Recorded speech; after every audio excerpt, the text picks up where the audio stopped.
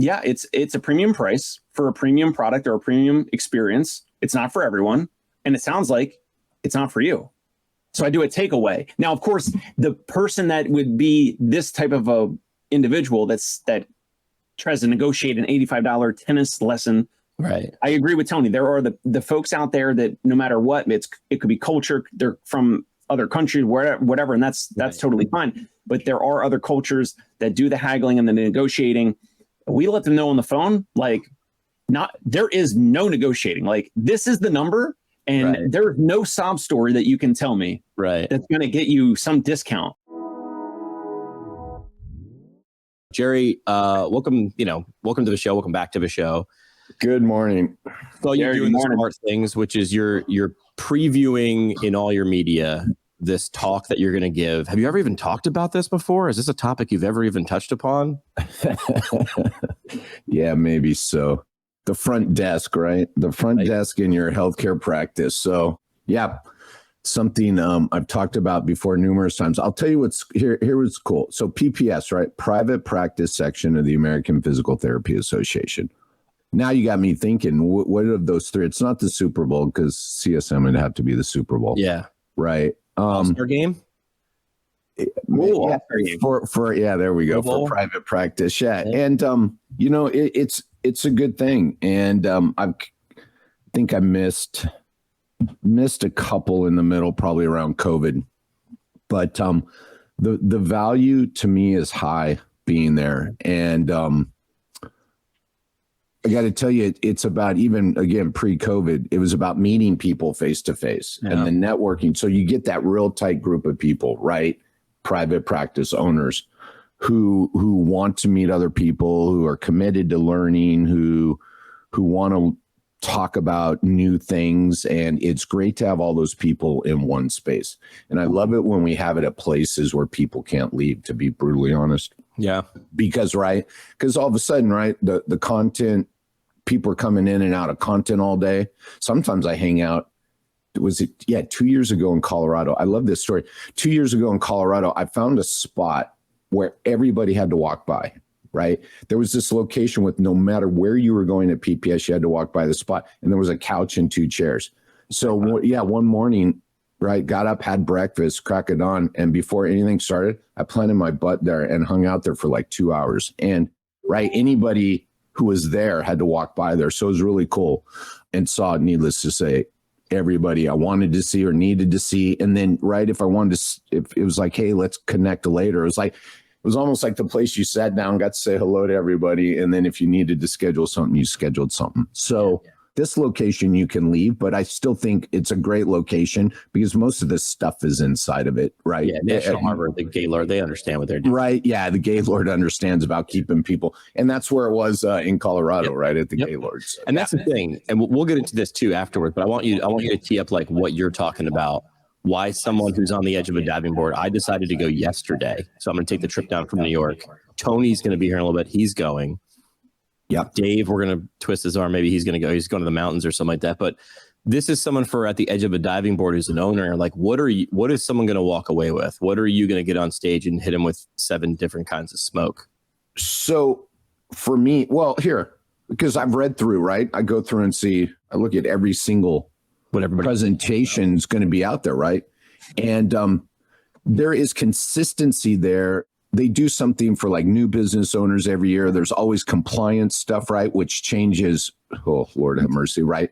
So there's always things like that. So then I'm always looking at, okay, what's new? And what I like this year, I got to be honest, is there is more than one about going direct to employer, right? So there's, shall we call it, a different practice. I don't want to say new practice model, but a different practice model. And the presentations by people who have been in it, people facilitating it, people doing it. So I think there's huge value in people showing up just for those conversations, right? And then again, the people in the room are people doing it, but everybody attending, then you almost build out your own little community of people. Okay, what have you done? What have you done, right? And the thing is, I want to paint this picture because I mean, I've only been to like 2 or 3 PPS and 8 or 9 CSMs, but like the thing is at CSM, it really is this combined section. At PPS, everybody sort of understands the pain. No one has to explain pains. Everybody's like, you got, a little different from state to state, maybe, but it's really the same pain.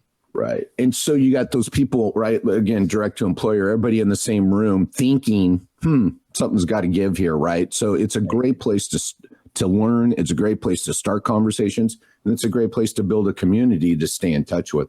Now, me, you knew I'd get to me. I thought we'd get to you faster. Yeah. Well, I wanted to give it a plug, right? I respect and they've been good to me and I appreciate it. And there's value there for people and I want them to understand why. Here's the lead into me. They also have what's called an admin council. They have an admin track at PPS, which I don't know if a lot of people know this. So I didn't know that. Here we go. Yeah. Very smart. So parallel to content for the owners is content for the admin team. Brilliant, right? And you can get a certification there because at the end of it, you have to take a test. So they require you attend, I think it's 5 or 6 talks.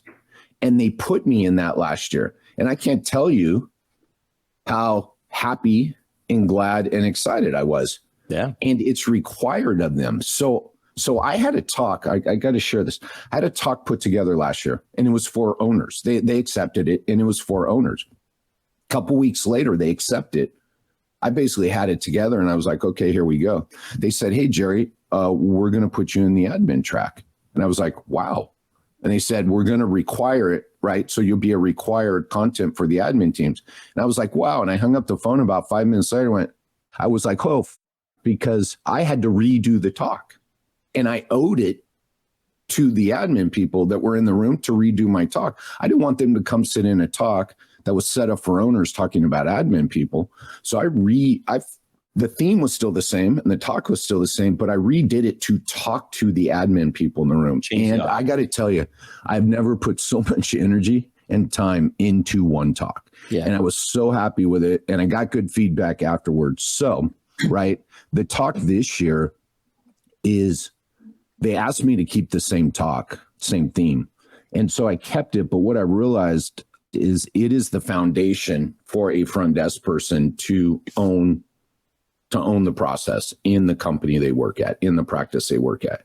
So everybody wants a script for how to manage a front desk call and convert a potential patient into a paying customer. And I said, that's cool, but I've trained a lot of people and including myself when I did it. And the script was just part of a process. It wasn't the answer. And so I changed the talk up and put together the structure of a business. And why is sales such a central part of the business? So I talk about the business as a whole and then get back to the front desk. And it's an hour and a half and it's really interactive.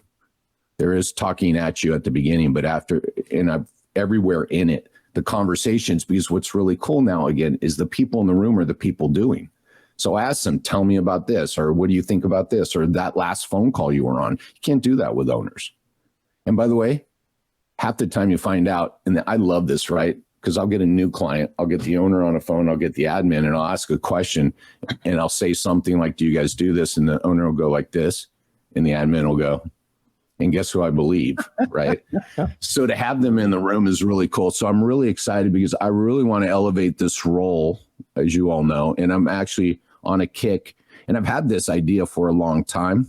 It just, right, when was it appropriate to roll it out? Was to create $100,000 front desk salesperson. That means someone who's growing your business and understands the business and doing such good work in their role in a sales position to put people who are a good fit for your business on people's schedules who arrive, pay, and stay, right? So let's do this. I want to make sure people understand. So you're going to be on. There you go. Thank you. Arrive, pay, and stay. That's pretty much it, right? Friday. You got it. And that's that role, right, of the front desk. They own. So I'm going to tell you, the title is a hook, right? Gotta be, yeah. Yeah. But the content is the big picture on how to create something, right, that will that will minimize all these negative metrics, right? And facilitate arrival. Okay. So let me ask this. Let's go with the big ones, right? So what are some of the biggest mistakes practices make at the front desk? You just maybe highlighted one, Sure, or where a symptom where the owner says yes and the front office person says no, that lead to drop-offs, no-shows, and cancellations. So here's number one, and anybody listening to this could do something about this today. And by the way, anything I share, I didn't do in my own business. I always put the context out there and didn't do it for some of it for 8-9 years in my business, and then finally fell into it. And some stuff I'm still figuring out. But number one is your front desk actually serves 3 roles in your business.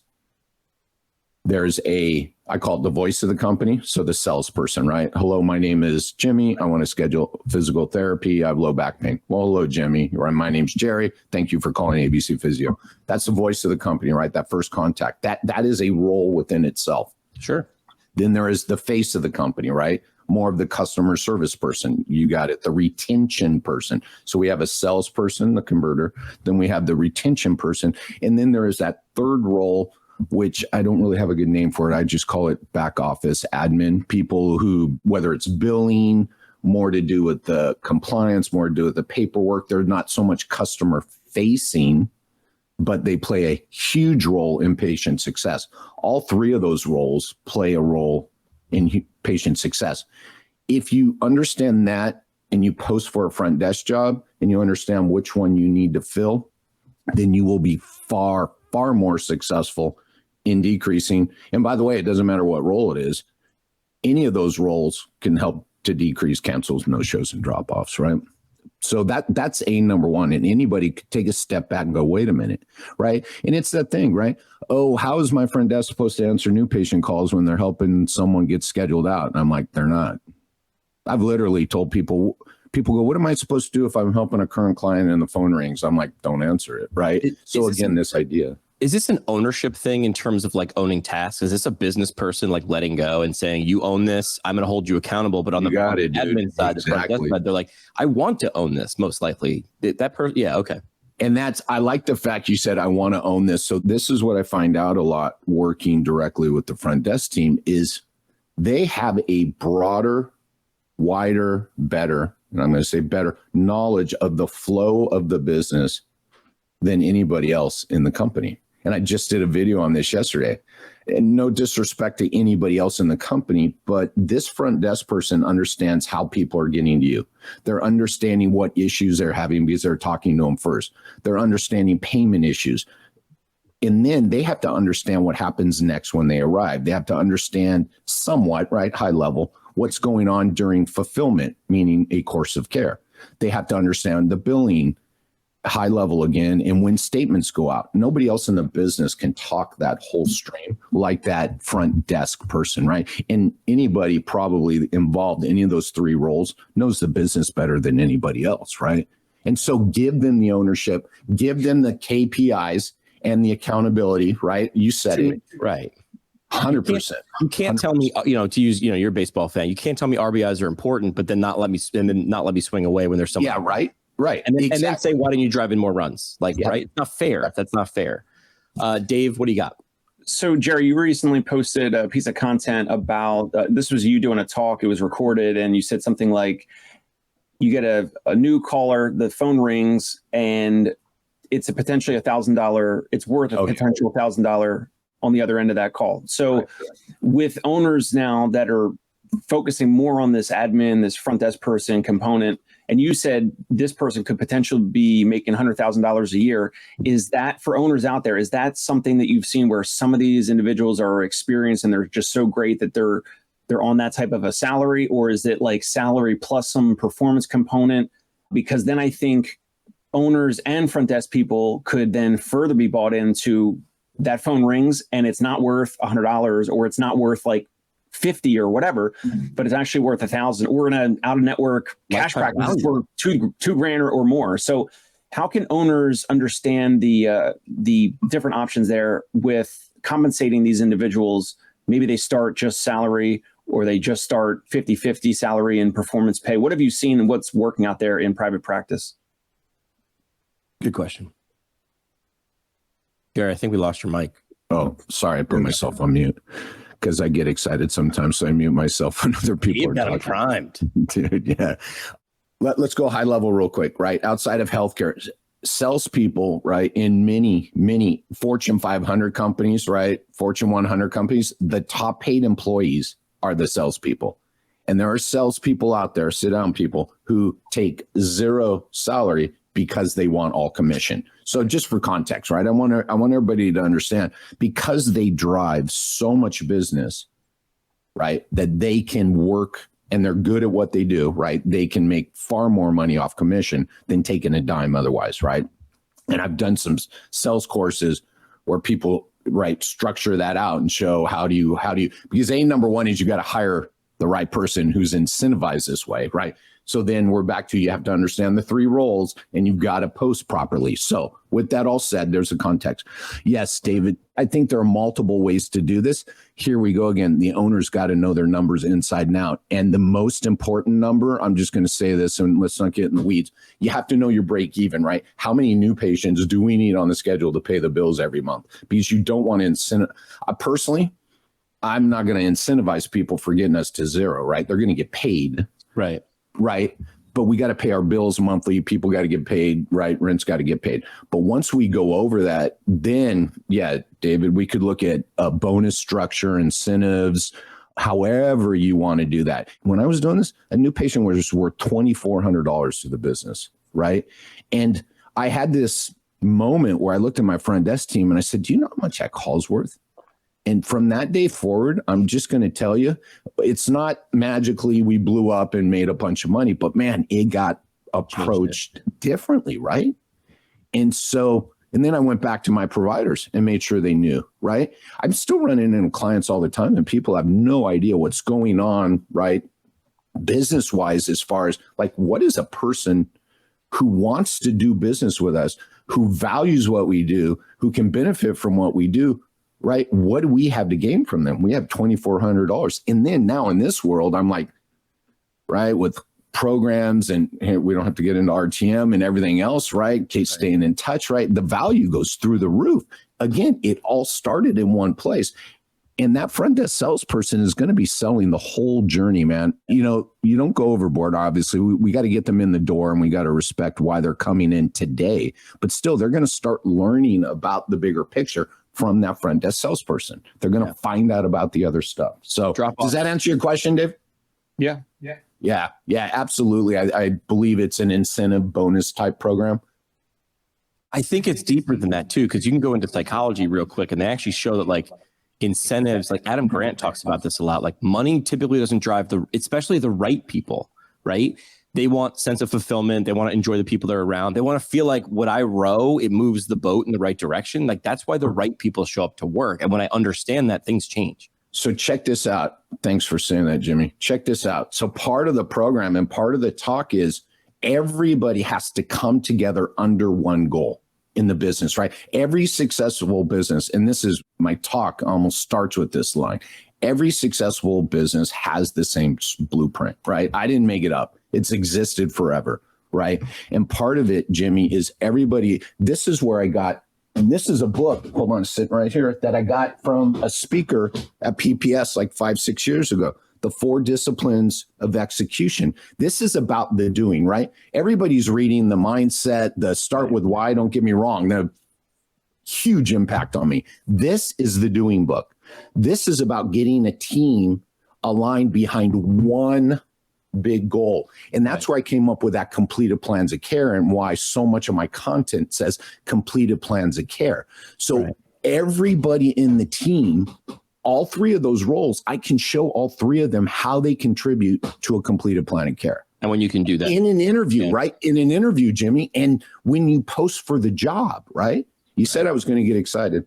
Mm-hmm. You know, you post for the job with this idea that, hey, Dave, you're not some front desk admin at a healthcare office. You're creating patient success at this business. Right. Let me show you how. By the way, I'm going to show you in the interview the bigger picture and how the patient moves through and your role and how big it is in this company. So to your point, Jimmy, exactly. So, right, it's that all these pieces coming together to have someone sitting across from you going, I want to be part of this. And oh, by the way, cool, I'll get paid, right? Yeah, and I'll get paid, right? I want to be a part of this and I'll get paid. And what? Yep. There's a huge upside here if I just do my job. And I'm like, yeah. And people like understanding what their role is. All right, so parting shot. What's your parting shot to get someone who's either going to PPS already, who's making sure they're going to be there on Friday for happy hour with Jerry, because you're 4 to 5:30. Smart. You are correct, dude. And by the way, happy hour in Philly, all my best happy hours start at 4. All right. So what's your parting shot for making sure people understand drop-offs, no-shows, and cancels? I'm just going to say, if you show up at PPS and you come to my talk, and by the way, there are like 3 other talks at the same time, I'm not going to lie. And there's one that I was like, if I wasn't talking, I'd be in this talk, by the way. Yeah, so here's the shot for mine. You will have the structure 130% to deliver what we have just talked about, all of it. If you'll have the structure, all you have to do is execute. Yeah, and some people like the plan. I promise. I guarantee it. And I'm going to say at the beginning, I'm putting up the objectives and going, if this doesn't happen, reach out to me. If you don't hear this, reach out to me. I want everybody in this room to walk out of here and be successful. Sounds good. All right. Especially the front desk people. It should be. Drop-offs, no-shows, cancels, and short-term cash flow killer. The long-term value destroyer. PPS, that's on Friday the 11th, 4 to 5:30, just in time for happy hour. Jerry Durham, appreciate you stopping by, my man. Thank you, guys. Jerry, thank you. I was just saying, like, that's the thing with Jerry's talks is like he is so unique and so dynamic that, and he even said it, like his talks are interactive. Like he'll literally like point at people in the audience and say like, so he'll be like, answer this question, but he'll without even saying like, you know, give me the answer, but like he'll point and say like, so how much are you guys being reimbursed for a visit? And someone will like shout out like $100. And then it'll be like, all right, so what's your average plan of care? And someone will say like 10 visits. And it'll be like, yeah, so that's why 100 times 10, that's why this phone call is worth $1,000. Yeah. Tony, good morning. Good morning. Can you guys hear me okay? Sounds good. Morning. Right. You guys know Jerry did a secret caller for my clinic and came to my clinic in person. Do you guys remember this? Which clinic? Ohio, Florida? The clinic I'm in right now, Ohio, Monroe. I'm sitting here. It must have been like a Friday or a Thursday. I've got one patient left on the schedule. Jerry and Paul Goff show up at the front door. They come into my clinic. I'm like, what are you guys doing here? We ended up having a great time. We got a bunch of PTs together. We went out that night for like a, meet and greet. It was classic. Wait. But you didn't know they were coming? No, I had no idea. They were driving through. Jerry and Paul went on this like cross-country tour, and they were visiting all these different clinics. It's funny you mentioned cross-country tour is because, we let off with Jerry. He's talking at PPS. It would be fun to have another maybe guest or a speaker from PPS jump on the show too before that comes up in a couple of weeks. But Tony, you're going. Yeah. You decided you were going to go a couple of weeks ago. I decided yesterday that I'm officially going. And then someone DM'd me because I think I tweeted like who's going or whatever. I was trying to gauge interest and who's going to be there. And someone said, sounds like you guys are doing college game day. Like, do you have a desk? Are you going to put, is Tony going to put giant heads on like Lee Corso? What are we going to be doing? And we have the technology. I mean, I've got the live kit. I've got the cameras. I've got the lights. I got the microphones and the live streaming stuff. So I don't know. I mean, I'm putting out a soft pitch right now. You guys didn't know I was going to do this, but maybe there's a company out there is like, we got booth space because that's what we need. We're either going to post up in the lobby of the hotel. Like, what are they going to do? Like put us in podcast jail? You know what I mean? Maybe they'll ask us to move. Maybe they'll throw us out. I've been thrown out of nicer places than this, but maybe there's a company that's got a booth that's like, we'll house you. We'll give you a plug and let you plug your lights in. And if you just throw us a mention, but I don't know if there's a company out there and you want to do this, but DMs are open, as the kids these days are saying. So Tony, why did you decide to go to PPS? Like it's not a small investment, time, effort, money, the whole nine. Yeah, I know. I have been antisocial for too long. Like COVID gave me the excuse never to get out of my comfort zone again. No. And every time I think of these things, and I'm sure people watching go through the same kind of roller coaster, it's like, yeah, I'm going to do it. I'm going to meet everybody in person and shake some hands. And then 5 minutes later, it's like, oh, I don't want to talk to people. It's going to be so awkward. I have no idea what to say. And you just go up and down and up and down. Right now I'm on the down. I'm like, man, I don't want to do this. Like, I'll hold your hand. But I'm sure once we get there, like we'll figure it out. Plus, if I have you as a wingman, it's a piece of cake. I'm the ultimate icebreaker. I'm a great wingman. I set people up. Dave, have you ever been to a PPS? I mean, could not be more of the target market for PPS in the conference. Yeah, I had a booth for Vinicial back in 2015 and 2016. It's fun. I mean, it's busy. There's a ton of owners that you see on Facebook and Twitter and LinkedIn and all that. You recognize faces right away. Like you said kind of earlier, like everyone is there for kind of like the same reason. It's like we have practices, we want to grow, we want to improve practices, we want to sometimes complain about the same things, health insurance reimbursement, payment, that whole thing. But yeah, there's always different speakers. And I think the ABTA PPS has done a pretty good job with speakers. They've had Daniel Pink. When I was there, 2015, they had Gary Vaynerchuk. He was the keynote speaker. And Kevin Schmidt at Pedal PT was the first one to ask him a question. I was like the second person to ask a question. I met Greg Todd for the first time in 2015 at right after Gary Vaynerchuk's talk. So they usually do a great job with the format and the scheduling. They have people like Jerry Durham come and talk and share their expertise. So I was going to talk about this with Jerry, but if I talked about this, he would be here for 12 months. And I love that about Jerry, which is why you should see him speak. But CSM, I think the tickets for CSM are like $600-700, right? $500-700. PPS is $1,500. Membership to APTA is like $500. Most of their sections in Academy is like $50-100, and private practice is like 300% higher. There's a reason for that. The people joining this are not stupid with their money, right? They pay attention. So they're not paying attention to the price side of that value. They're paying the equation. They're paying attention to the value side of the equation. I think they give a good example on they're just like every other section in Academy and APTA, right? They have the same opportunities, except they do it differently and they can charge a premium, which is also what I wanted to talk about because Dave, you had shared in the group chat an image. I want you to talk about this one. Oh, yes. Okay, so I was on Twitter, saw the screenshot, thought of you guys, thought of this show right away. This individual tweeted, so last night at my tennis lesson, this lady walked up to my tennis coach and asked, how much do you charge for an hour one-on-one session? And the tennis coach said $85. The lady gasped and she said she couldn't afford that and asked if the tennis coach would be willing to work on her price, which that's a whole other conversation. It's so disrespectful and ridiculous anyway for most people. The tennis coach told the lady to text her and they could work something out, which usually means haggle and I'll chop my price down. And then the woman said, thanks, walked away, walked to the parking lot, got in her Porsche 911 and took off. Now, of course, there's a few comments below that, tweets below that, where someone's like, well, you don't know that lady's circumstance. And, her husband could have just lost his job but she still has a Porsche, whatever. So there are people protecting the Porsche owner. There are people, defending the tennis coach. We've talked about pricing and rates and out of pocket and all that. So I think I'll kick it back over to you guys, maybe hear what Tony's initial reaction or response would be. But obviously I have mine. Yeah. Jimmy, Tony, what do you think? I was thinking this while I was brushing my teeth this morning, and I forget how I got on the topic. By the way, I have podcasts in my own head when there are no microphones, and I'm sure you guys do this too.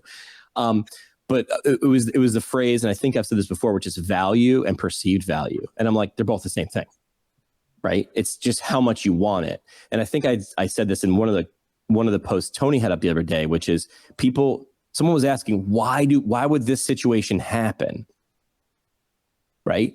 People sort of about prices on things that they need, not want, right? People complain about food costs and gas costs and housing costs, but they find a way to make a Louboutin bag or a PS5 or a larger TV, right? So this one was sort of juxtaposition because this is her bitching about something she wants, right? But she's seeing this mismatch in value. Like, I could never afford that. Like, what would your response have been if you changed tennis lessons to PT? Like, this is like a real world application, which is why I wanted to put up. Like, what would you say? I mean, you can't come across the top and do this. That's the fastest way you can't come at her. But Tony, what would you have said, or how do you diffuse and start to move around to get into a better, more constructive conversation? Yeah, to me, this is like the best thing that lady said, because that lady would have just saved a year of frustration on my side. Bingo. You know, like that lady just opened the door for me to say, thank you, but this is clearly not for you. Yeah. And if we're talking about in the PT clinic, it's the same thing. Like, I think you have to understand culture. You have to understand these social dynamics. You know, my mom came from South America. She was born and raised in Colombia. She haggled for everything, whether she had the money in her pocket or not. It was just part of the culture. There are people who feel good about paying full price or more. There are people who would pay it, but they only feel good if they can haggle it down a couple bucks. So we've got that. To Jimmy's point, is it something you need or something you want? I don't believe we deliver anything in my physical therapy clinic that people need. I think everything we deliver here, it's a nice to have. It's not a necessary to have. All of my patients have been coming that like they've been dealing with these conditions for a long time. It's not a high priority for them. So to me, you give me even a shred of resistance, I'm out. I'm done. I want you to be desperately seeking the services we have to deliver and willing to do anything. And the funny part is I give it away for free. I don't even care about the money. But as soon as you resist me on the money, I am done. I am not doing that. So this changes this. So if I think I'm hearing you right, to play my best Chris Voss, right? It feels like you're saying that our job is to identify who is actually our number one job should be identifying who, if this person is a good fit for us. And if we can overserve them, not what is your insurance or how do I get this person to show up. The very first job, maybe Jerry would want to comment on this too, which would be, is this person a good fit? And you can deal with this in any sort of field. Fire those clients immediately. They're going to cost you more than they're going to pay you every single day. Dave, I feel like we touched on this when we were talking about first phone calls. I feel like this is probably one of the things you're trying to tease out too. You mentioned if we're not right for you, it costs Dave too much money. You're going to send someone there and it's going to be, and if they don't show or they bail, that person took up a spot on the calendar. So I feel like identifying and getting and filtering those people out has to be, I mean, is there anything before that? That has to be the first priority. This is a major filter. If someone calls in and they say like, oh, $200 or $300 per visit, like I've had people over the years, they'll literally say like, that's crazy. And I'm like, immediately, like, obviously it's not going to work out right there, but I do have to get my word in. And I do say something like kind of what we talked about before, which is like, I say, yeah, it's a premium price for a premium product or a premium experience. It's not for everyone. And it sounds like it's not for you.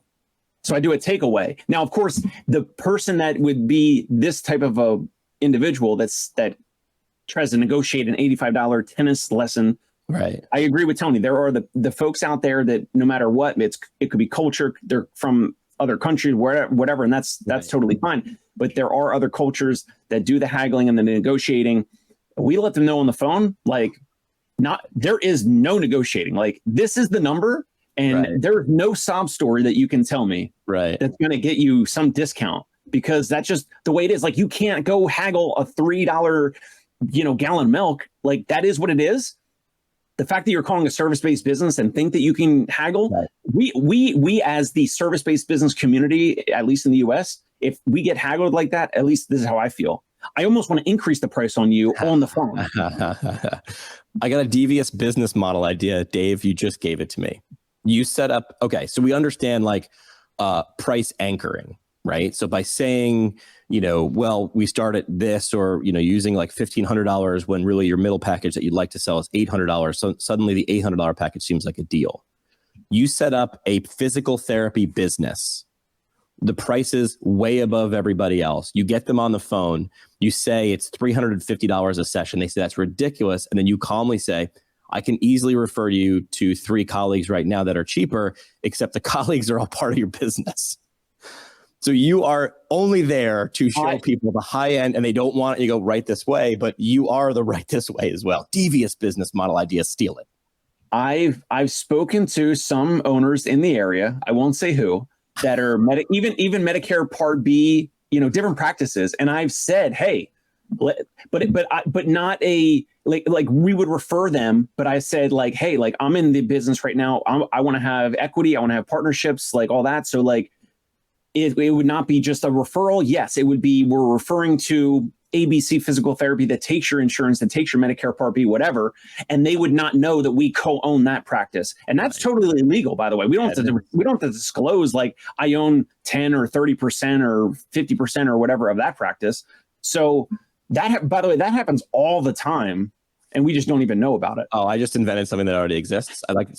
I'm Columbus. I just discovered America. Got it. Okay. Well, it's cool to see that I arrived at the same conclusion, but I didn't know that that was a thing. But I was like, oh my gosh, hang on a second. This is a great opportunity to refer to yourself. Real quick though, on that same topic, I would never hold it against anybody to see if there's wiggle room in there. Sure. So with my courses, I get therapists all the time that are like, hey, do you have any discount codes? Or are there any, is there any way to bring the price down? I'm like, absolutely not. I'm happy you asked. I appreciate that you asked. I would ask, but nope, I keep the price as low as I can. And the reality is, and everybody knows this, it's a digital product. I could make it zero. Right. I don't make it zero because the price has an impact on the effectiveness of the content. Yeah. But the idea is, I don't hold it against you for asking for less. Well, I had this conversation with someone yesterday in my work with Vestibular First, and this was not about a digital product. This was about a tangible set of vestibular diagnostic goggles, and they were like, how about 10%? And I literally was like, I need to go into Chris Voss mode here, because I'm not going to say no, right? What I said was, help me understand what the goal of these goggles are. So immediately I went to, what are you going to use these for? What do you think you're going to get out of it? Totally respected them saying like, is there any wiggle room, or is there a discount code? But I said, help me understand like what you're trying to use with these. And then we got into a conversation of like her patients and all those different things. And I said, that's why we exist. So we can exist for you and people 5 years from now. This is what we know we can sell these for. And we're probably selling them for less than we could. And do you know what she did? Bought them. Interesting. But so people ask, a therapist straight up asked for a 10% discount. Yes. Now here's the only, I will say this, the only time we actually do a discount, because when I started working with Patrick and Alina, because it's a tech company, right? It's a tangible product, right? I said, like, what are your thoughts on, what do you guys do on discounts? And I hoped they were going to say, we don't do them. And they said, we don't do them. And I was like, great. And here's like the greatest example. It's like, you ever seen like a discount on this before? Like the iPhone? The only time you can get this iPhone. Financed over time. Right. Overtime financed, or you can get a cheaper one when you can buy a cheaper iPhone 13 when the iPhone 16 comes out, right? But if you start discounting that thing now, where does it stop? I will say this though, and maybe I'll dig deeper into this and come back, but Patrick and Alina say we do a 10% discount if we meet you at a conference. And then I think they give them 30 days. They will give them like a conference. So if you go to CSM, go to their booth, try them on, meet with them, talk with them, and then they give you a timer, an exploding offer. In 30 days, this goes away. And I think if I had to jump into Patrick's brain, it would be, we're going to get so many people to see it. And if it's an exploding offer, the juice is going to be worth the squeeze. But it's like, don't do Prime Day every other week, or it loses its impact. So that's the only time they do it. Well, the problem is then you start to condition the consumer. So I took my kids into Kohl's the other day. We were buying a belt, and I'm like, I don't have a 30% off Kohl's. I know, because that's all I don't want to buy if I don't have a 30% off. You remember Bed Bath and Beyond, 20% every time. Everything. Yeah, so like you can condition the consumer. Yeah. It is conditioning. So let me go ahead, Dave. With the Chris Voss thing, with that type of caller, Jimmy, maybe next time, the one thing that I like to do that is so underrated, and he mentions it in the book, is repeating back to that individual the last couple words or the main words of their question. So that therapist or owner or whoever was asking for a 10% discount, or however they phrase, did they literally say like, are there any discounts, or can you give me a discount? Like, how did they frame it?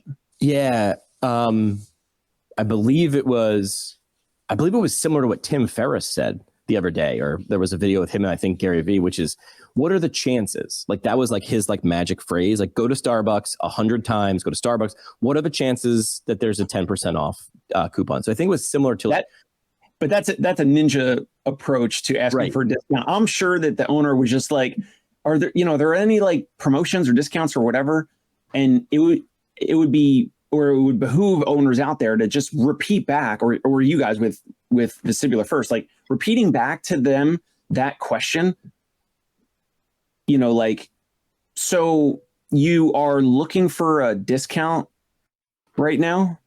Right. And like it almost puts it back on them. And then sometimes that owner would be like, yeah, I mean, like if it was only available, but like, all right, it was stupid question. It's fine. Like I'll just pay in full right now. Right. So like it flips it back on them almost like a mirror. And then they're like, all right, well, like maybe I was just kind of overstepping and like now I feel awkward or embarrassed and like, fine, I'll just pay the full price. It's no big deal. Sorry.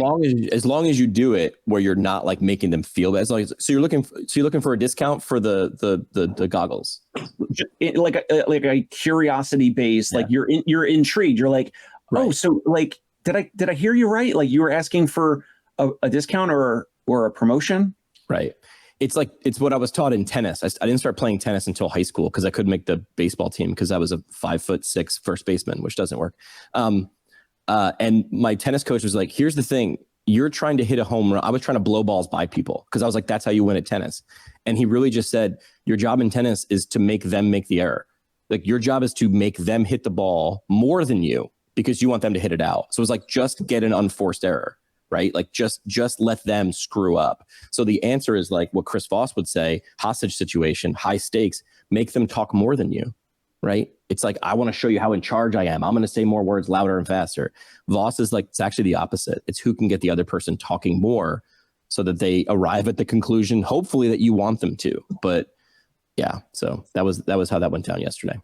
Real quick for context, anybody watching, if you haven't seen Noah Kagan, this is one of his things, is go out, ask for a 10% discount, go to Starbucks, ask the cashier. Even if they say no, who cares? It's no big deal. But it's just getting you comfortable asking for that and kind of having that conversation. So Noah Kagan's good buddies with the guy you just said, the 4-hour work week. Tim Ferriss. Tim Ferriss. So it all goes full circle back into PT Breakfast Club podcast. Right. Yeah. I mean, it's all humans, right? Did you ever hear the phrase, it's all turtles all the way down? Do you know where that one comes from? It's turtle. No. So like, it was like back in Greek times, they were like, what does the earth sit on? And then some philosopher was like, a giant in the back of a giant turtle. And they were like, okay, what is that turtle sitting on? And they were like, another giant turtle. I'm like, what's below that? Like, turtles all the way down, man. So my translation for that is like, I know we're talking about physical therapy and business.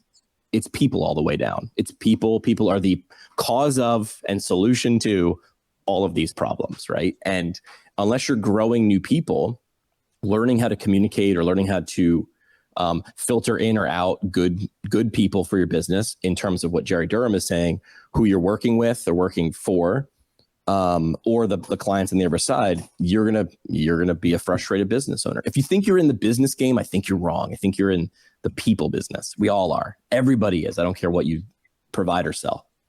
So Dave just talked to Jordan Mather. I was watching that episode yesterday. I gotta watch that. Talking about Google ads, Facebook ads, when it works better.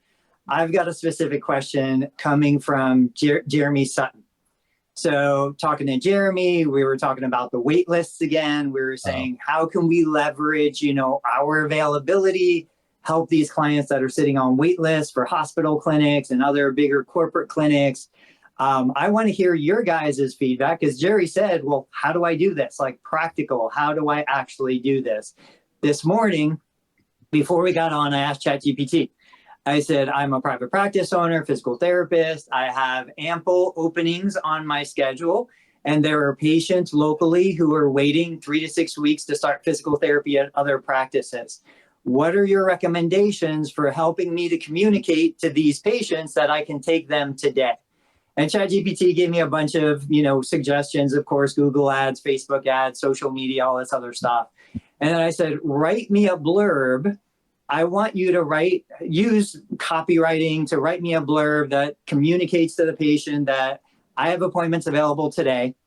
And if your doctor told you to go somewhere else, but it's a 3-week waiting list, you can start with me today. And then you can transition to that other provider when you're finished waiting on the wait list. So I posted what ChatGPT wrote in my Medicare group.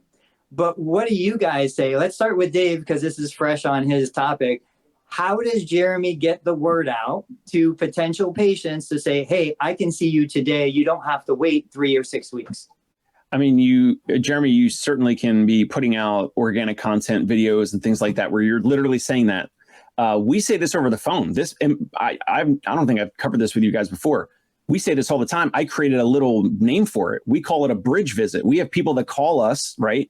And they're like, oh, you don't take Medicare, you don't take this insurance or whatever. Like, oh, we were really looking to use our insurance, and we call this other place, but they, Fox Rehab or whatever, they have like a 4 or 6 week waiting list. We call this other place Sunrise. They have like a 3 week waiting list. I was like, and we'll say, we call it a bridge visit, or 1 or 2 visits or whatever you want to call it. But like, we'll say, hey, you're right, we're expensive. Yes, we're premium. Yes, we're out of pocket. Those other places, they take your insurance, but they have a waiting list. But you kind of want to use your insurance, is what you're saying. And you were hoping to use your insurance like those places, but to try to find a place that's available this week. Well, we are available this week. We can be a bridge visit. You can use this. There's no contract. You can use this for one visit, 2 visits, whatever, 1 week, 2 weeks. You could work with us. We can get you started. And then whenever that next practice, that next company is ready for you, and you're next up on the queue of the waiting list, you cut ties with us, you go work with them. We've used it for years, and it's great because some percentage of folks, they start with us and they're never going to change. They have no idea that down the road they end up spending or investing a lot of dollars with our service. But it took we just framed it differently. We're like, hey, like, totally fine. Like, we're not signing some contract. We're not getting married. Like, you can work with us. You could try us out for 1 or 2 visits. If you don't like it, no problem. Some people end up staying with us forever. Now, in terms of Jeremy Sutton, you just have to put that in organic content. Maybe you put that in a video, and you have, you run Facebook ads or Instagram ads as like a bridge visit. Like, you could, the topic, the headline of the ad could be something like, no waiting list, pain relief right away, physical therapy right away, no waiting list, whatever, talk to those pain points. You might get some of those folks that are shopping around. They're calling 3, 4, 5 places. And if they see that content or they hear about that offering, it sounds great. There's no contract. There's no package. They're not going to be on the hook for anything. They can cut ties anytime they want. Jimmy, he named it. You always talk about, you name it. It's got to have a name. If it's a name, it's a thing. If it's a name, it's a thing, because you can talk about it internally and everybody understands it. And once everybody understands it, once and only everybody understands it, is when you can sell it externally. Oh, and I didn't describe it well enough, but I did. I called it a bridge visit, and we would say on the phone, it's a bridge visit. It's taking you from where you are now to connect you to the Fox Rehab, whatever. We're going to be the bridge from right now, so that you get some care at home, you get some mobility, you get some therapy or relief or hands-on treatment, whatever the longevity services, whatever we want to frame it. But we'll say, we'll take you from here and connect you to whenever that other practice is ready for you. And then some will, do the Fox Rehab jump, which is totally fine. And then some will be like, oh, this is amazing. Dr. Chris or whoever is great. And then they stay with us for 1 or 2 years. Yep. So you highlight good, fast, or cheap. Pick 2. You only get to pick 2, right? And we just discussed why you shouldn't lower your rates, because if you do, so really you're going to highlight good and fast, right? But Tony, you said, how would you do it? Let's say you have this, it's Thursday, you've got this tomorrow. I'm going to give you my 3 answers and I want to hear yours. These are mine in order. This is why you capture phone numbers and permission to send a text message or call, right? Because you could do that fast. You're getting into someone's ear and on their eye. This is the most valuable real estate in the world. If you can call me and make your name come up here on my smartphone, I'm going to look at this. I don't know what the stat is, 4 billion times a day. That might be a little high. Emails. If you can get into someone's inbox, I'd say that's the second most valuable real estate in the world digitally, because we check our emails way too much. And then finally, I would go social, because if you're going to do this fast, right? These are people. This is why it's important to build a network. I would go with stories or a quick Instagram live or something like that. You see Marcus Lemonis from The Profit. He does this a lot. 4 Camping World or whatever he works for. He'll go live and say, guys, we're getting rid of these. We've got whatever. And if you build a network, this is why there's work, and this is why social media doesn't work unless you work to earn people's attention first. But if you have a bank, if you have a list of phone numbers that you have permission to send a text message to, that's fast. Or you can call them and say, I have this bridge visit or something. If I had to fill a list, if I had to fill spots now, these are the orders. Text, phone, if you had them, I would use them fast. Email, you can mass email people, right? Even better. And then stories is another mass communication device. So those are my 3 in order. If I had to fill 5 spots tomorrow or my family doesn't eat, I go text/phone, email, stories in that order. And you can do all those if you can't do those in an hour and execute that campaign in an hour, look what Tony just said. I explained it to ChatGPT, worked with a little art. Except what Tony left out is the sort of the magic, right? All the work you did before that to earn that connection so that you could call someone and have permission, or you could email, you have their connection. And I think that's the hardest part. I think a lot of therapists seeing this, maybe they're just getting started. They're like, I don't have money to pay for Facebook ads. I don't have a following on social media. I don't have a list that I could do a reactivation campaign with. So what do I do then? Well, it's just like anything else. Like, when's the best time to plant the tree? The same damn thing. Years ago, yeah. Second best time today. Like, you just have to get started and you have to look at this. And I'm the first one to say most of the people that I've seen fail, and I see very few people fail when they go into business for themselves, is because they're undercapitalized. They're going out there trying to do it and they don't have any resources behind them. They don't have a competitive advantage. They have no connections. Like, you have to start with something, And so this would be where, if I'm in Jimmy's shoes, where I'm like, I need money tomorrow, I'm not going to waste time trying to go direct to consumer. That takes too much time. I'm going to go look for a PRN job. I'm going to find a business who already has patients, who's waiting for those patients to be seen. I'm going to sell my services there. But if I had the time or the resources, to Dave's credit, I would go with an ad. I would pay to put my message in front of those people if I haven't built an audience yet. But if I have an audience, you guys saw, I went on my Facebook group. I went out to my YouTube channel. I said, hey, I'm taking these calls. It's, through the Clarity website, and people started booking calls. But that was a reserve that I had if I ever needed to access it. So there are ways to do this. And just so you guys know, the reason why I went down that road specifically with ChatGPT was because I know there are patients out there who think the doctor told me to go to Dave. I'm not going to see anybody else except Dave, but my back is killing me. I need to do something. So you give that person a way out. So they're not avoiding what their doctor said, but they're saying, oh, now, and I love Bridge Visit. I think that's genius. Yeah. Now I've got this other thing that I can still go see the therapist my doctor prescribed, but I can start getting relief today. And that's where I think you got to handle those objections before they ever get vocalized. Yep. Love it. Really quick, I know we're running late on time, but the good, fast, cheap.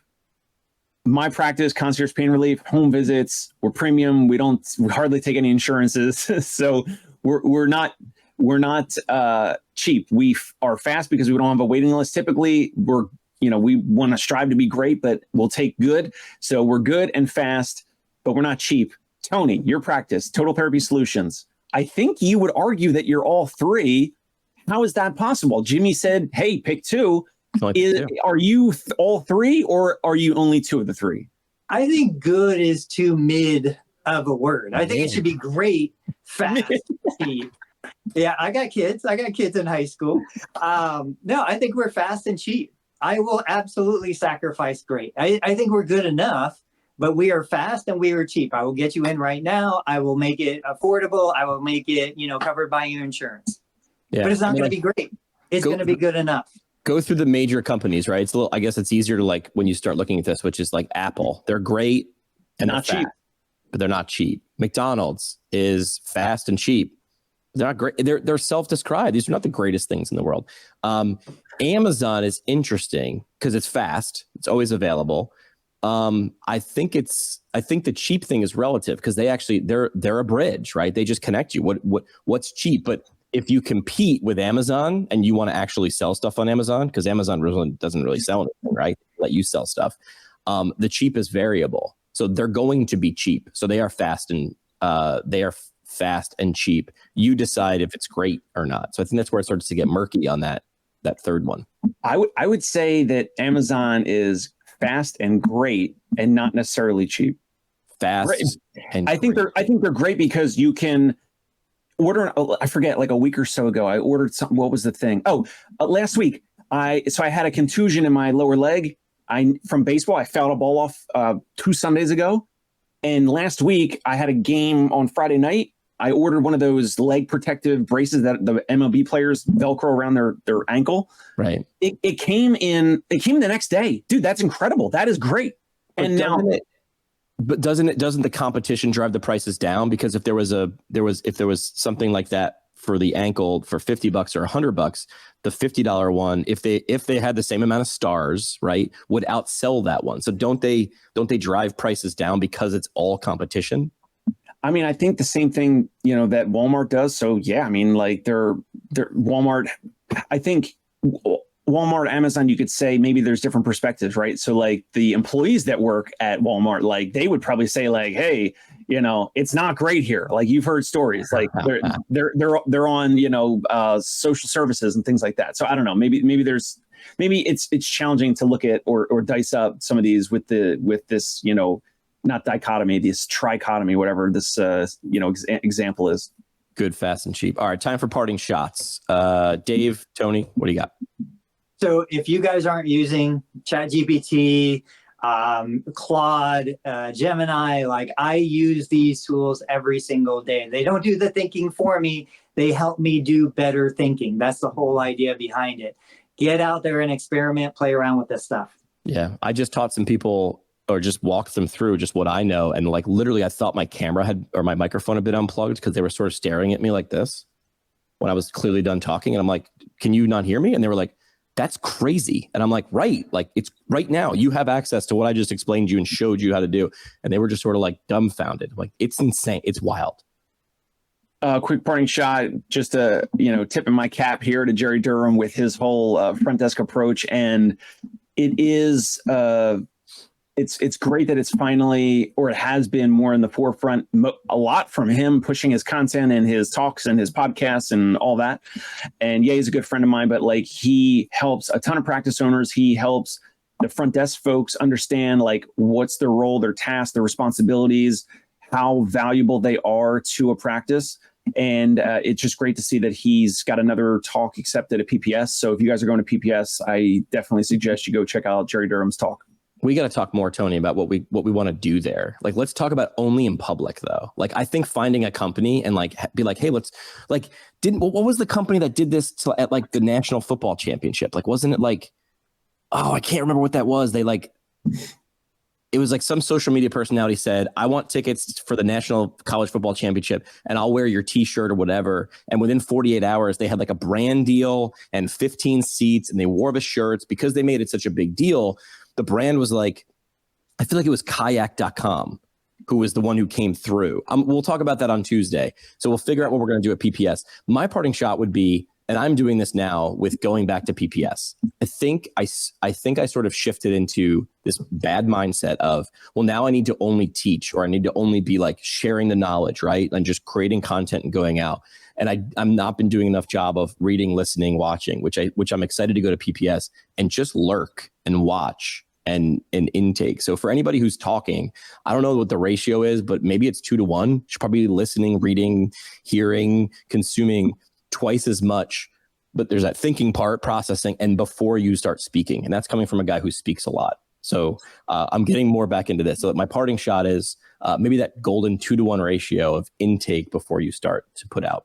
We'll be back Tuesday. We did get a couple requests, Tony, to show off the treadmill. But I didn't want to just do that in 5 minutes. Maybe we make that the first segment on Tuesday. Like, let's dig in for a half hour and like show us the bells and whistles and like all and same thing. I'm gonna build that program in public. We'll talk about it. You guys can borrow any of those ideas that you want. Okay. We'll see you guys back here live on Tuesday. You can always reach us on those ridiculous social channels that we share. And if you're a brand going to PPS and you want the PT version of College Game Day, maybe we'll get a big giant head and we'll start putting it on one of us during live streams. We'll see you guys next week. Hey, it's Dave Kittle. Are you a healthcare business owner or physical therapy practice owner who is looking to figure out your succession plan or exit strategy? We might be able to help. And in fact, we may be interested in acquiring your practice. If you're interested, you can reach out to me. Shoot me an email at dave@conciergepainrelief.com. That's DAVE at CONCIERGE painrelief.com. Or you can call me at any time, 646-781-8884.